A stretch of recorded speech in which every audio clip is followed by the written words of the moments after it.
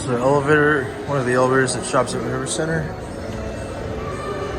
here in San Antonio, Texas. This is outside of H&M. There's H&M there. We got a KONE elevator. It's got KSS 570 fixtures.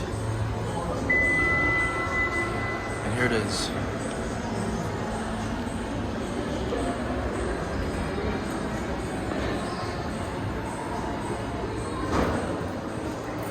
Let's go down to R.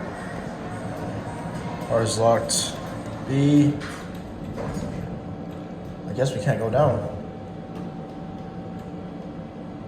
All right, let's see. Let's go to 4. Locked. 3.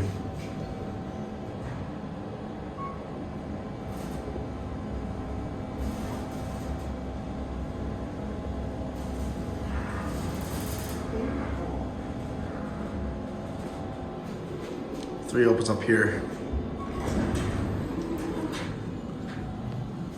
Go down to 1. All right, we'll get a cab view.